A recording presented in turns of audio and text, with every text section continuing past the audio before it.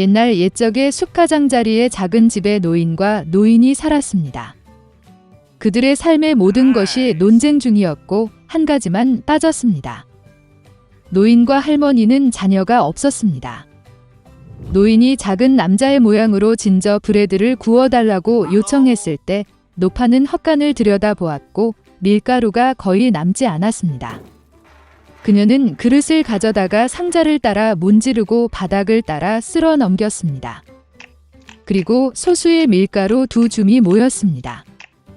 노파는 반죽을 사어 크림으로 반죽했고 진저브레드를 탁자 위에 올려놓을 때 그것을 가져다가 팔, 다리, 머리가 있는 작은 남자의 모양으로 만들었습니다. 그리고 오븐에 넣으십시오. 잠시 후 노파가 와서 진저브레드가 구워졌는지 확인하고 그것을 창가에 올려 식혔습니다. 진저브레드맨은 씻고 누워 있었지만 갑자기 일어나 집에서 가능한 한 빨리 뛰었습니다.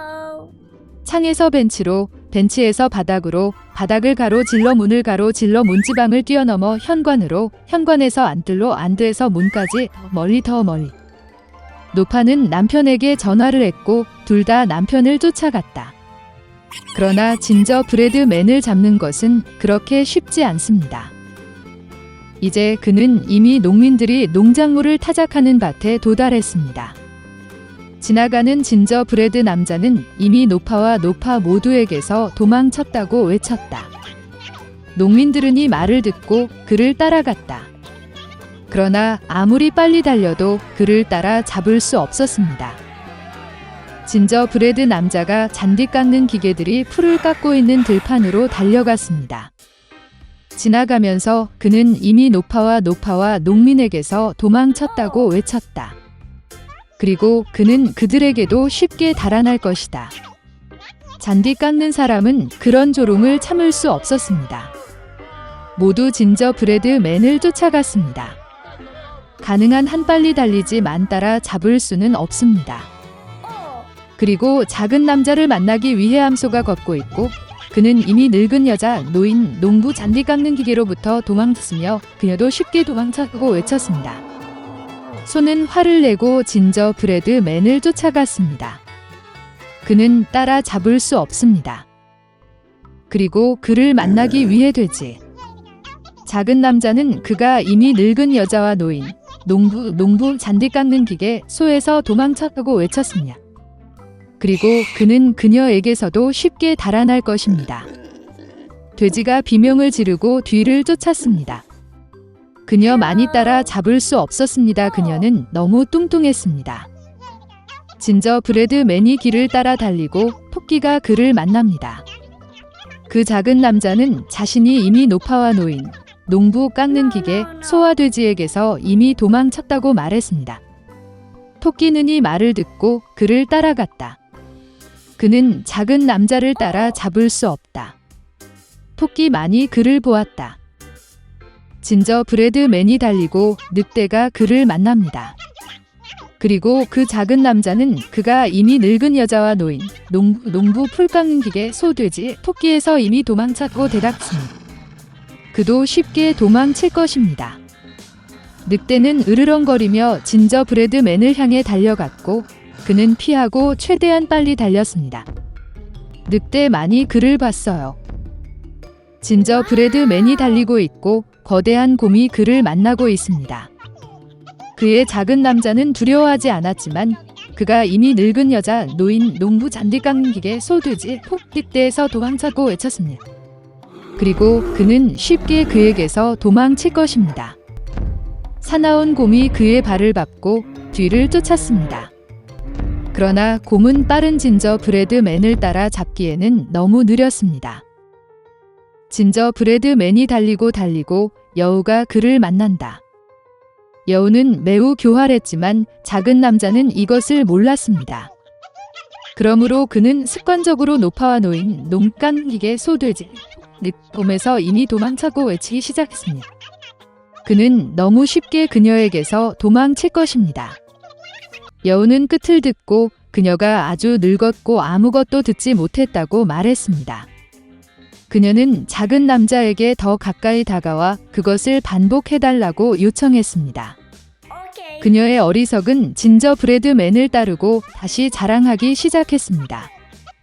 여우는 끝을 듣고 여전히 아무것도 듣지 못했다고 말했습니다. 그녀는 그 작은 남자에게 더 가까이 다가가 다시 반복해달라고 요청했습니다. 진저브레드맨은 동의했고 그때 오직 여우가 그에게 끼어들었을 때 새로 시작했습니다. 그리고 그것을 먹었습니다. 그리고 진저브레드맨은 더 이상 자랑하지 않습니다. 옛날 옛적에 오래된 염소가 있었습니다. 그녀에게는 7명의 자녀가 있었습니다. 어머니 많이 아이들을 사랑할 수 있을 만큼 그녀는 그들을 사랑했습니다. 그녀는 숲으로 가서 점심으로 허브와 가지를 가져오려고 했습니다. 그녀는 모든 아이들을 불러 사악한 늑대를 두려워하라고 경고했습니다. 그는 종종 척하지만 그의 무례한 목소리와 검은 발로 즉시 그를 알아볼 수 있습니다.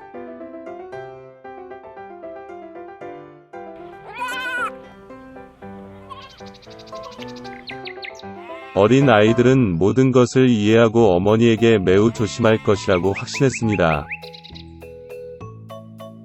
늙은 염소는 침착하게 출발했습니다. 시간이 거의 지났습니다. 갑자기 누군가가 문을 두드렸고 아이들이 즉시 문을 열어야 한다고 무례한 목소리로 외쳤다. 그러나 거친 목소리의 아이들은 그것이 늑대라는 것을 깨달았습니다.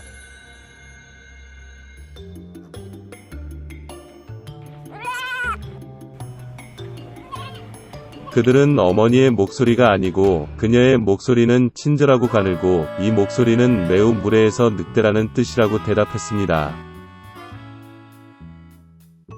그런 다음 늑대는 상인에게 가서 큰 분필을 샀습니다. 그는 그것을 먹었고 그의 목소리는 가늘어졌습니다. 그는 돌아와서 문을 두드렸고 얇은 목소리로 아이들에게 문을 열도록 요청했습니다.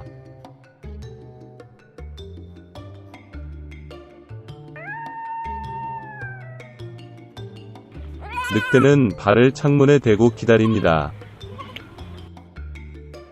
그리고 아이들은 그녀를 보고 어머니의 발이 검은 색이 아니라 흰색이라고 대답했습니다. 즉, 그것은 늑대라는 것을 의미합니다. 그러자 늑대는 빵집으로 달려가 그에게 반죽을 달라고 했습니다. 늑대는 그의 발에 반죽을 부었다. 악당은 세 번째로 문에 와서 하얀 발을 창문에 대고 두드렸다.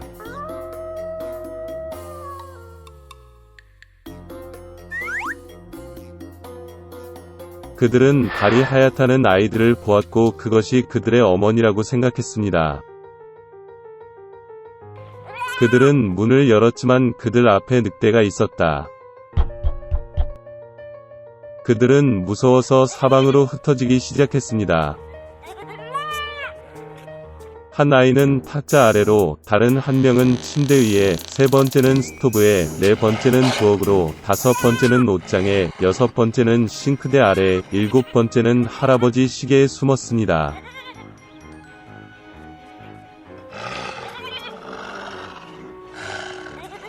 그러나 늑대는 그것들을 모두 발견하고 턱을 열고 하나씩 삼켰습니다.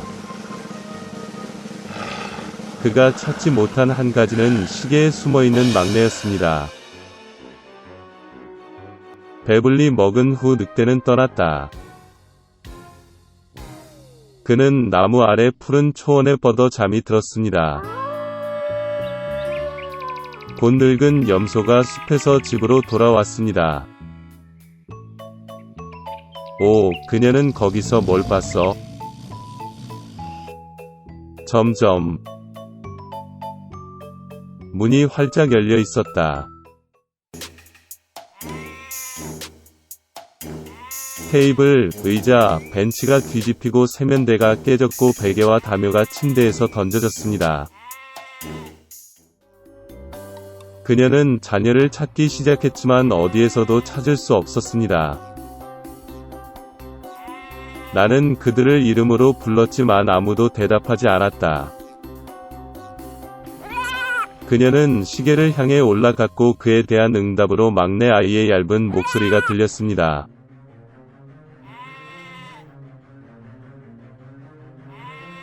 그녀는 그를 데리고 나가 늑대가 와서 모두를 먹었다고 말했습니다.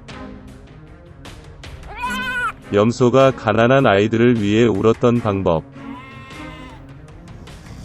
마침내 그녀는 집을 떠났고 막내 염소가 그녀를 따라 달렸습니다.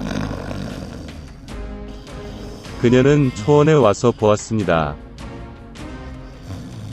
늑대가 나무 옆에 누워서 코를 골고 있었기 때문에 가지가 떨리고 있었습니다.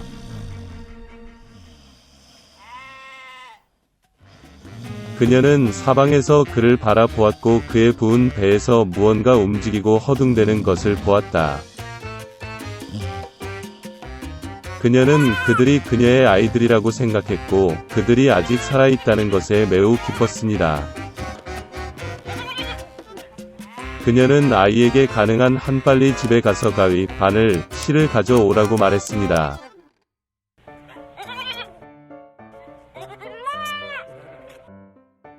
그런 다음 염소는 가위로 늑대의 배를 자르고 거기에서 한 아이가 머리를 내밀었습니다. 그리고 나머지 6명은 뛰쳐나왔고 그들에게 나쁜 일은 없었습니다. 정말 기뻤습니다. 그들은 어머니를 안고 점프하고 춤을 추기 시작했습니다.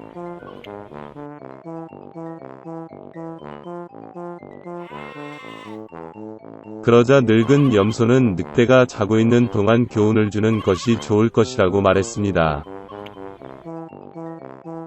그들은 돌을 뽑아 늑대의 뱃속에 넣었습니다. 늙은 염소가 배를 꿰매었지만 아무것도 눈치채지 못했고 움직이지도 않았습니다. 늑대는 잠을 자고 발을 딛고 뱃속의 갈증을 느꼈기 때문에 우물에서 물을 마시기로 결정했습니다.